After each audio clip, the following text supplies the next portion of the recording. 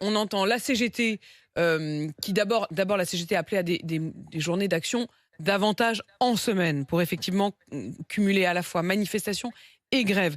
La CFDT, elle, était avantage favorable à l'idée de mobilisation le week-end, parce qu'elle représente notamment beaucoup de salariés du privé qui sont un peu plus réticents à cumuler les journées de grève.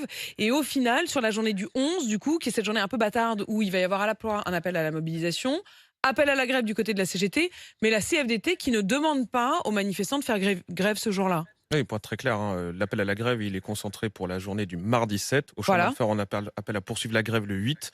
Mais la journée du 11, au moment où je vous parle, en tout cas, c'est une manifestation. Donc il n'y a pas d'appel à la grève pour le 11, y compris par la CGT, au moment où je vous parle. Ça peut peut-être évoluer. Alors, Mais pour l'instant, c'est un appel à la manifestation. l'argument de Véronique Besse, c'est aussi celui du ministre des Comptes publics, Gabriel Attal, qui hier encore vous s'adressait à vous, hein, syndicalistes, en disant qu'il fallait arrêter parce que notamment les Français qui travaillent et qui ont le droit de partir en vacances ne voulaient pas voir cette possibilité menacée. Qu'est-ce que vous lui répondez? Bah, je trouve ça toujours très curieux quand on invoque le droit aux vacances pour limiter, voire interdire le droit de grève, puisque les congés ont été généralisés suite à une grève générale dans ce pays. Donc c'est toujours très curieux de voir des gens militer contre le droit de grève au prétexte des vacances qui ont été généralisées suite à des grèves. Donc évidemment, je trouve que c'est un peu hypocrite de cette part-là. Mais encore, je le répète, hein, encore une fois, si à la limite les députés, le gouvernement, les employeurs s'engager à dire pendant les périodes de vacances scolaires, on refuse d'examiner des projets de loi qui vous attaquent, on refuse de mettre en place des restructurations dans les entreprises, on refuse de vous attaquer.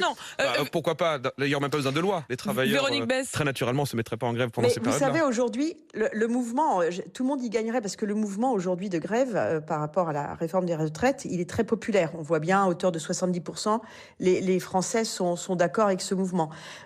Si demain, à l'occasion des vacances, on devait priver les Français de circuler sans contrainte, je peux vous dire que le mouvement deviendrait impopulaire et ça se retournerait contre les grévistes. C'est un risque, on le sent bien, Axel Persson. Oui, par contre, je sais très bien que la députée avec qui j'échange en ce moment, que ce soit pendant les vacances ou pas pendant les vacances, elle ne sera jamais pour les grèves. Elle sera toujours de l'autre côté de la barricade de ce point de vue-là. Écoutez, détrompez-vous, j'ai plutôt de la sympathie pour votre mouvement aujourd'hui. C'est ce qu'elle dit. Mais en tout cas, je ne la crois pas, tout simplement. Après, on va pas se convaincre mutuellement. Non, mais après, elle vous le dit. Voilà. En l'occurrence, là, d'ailleurs, Véronique Besse, peu importe. pour l'instant, vous la votez pas, cette réforme. Pour l'instant, je la vote pas. Voilà, donc vous voyez. Mais tant mieux.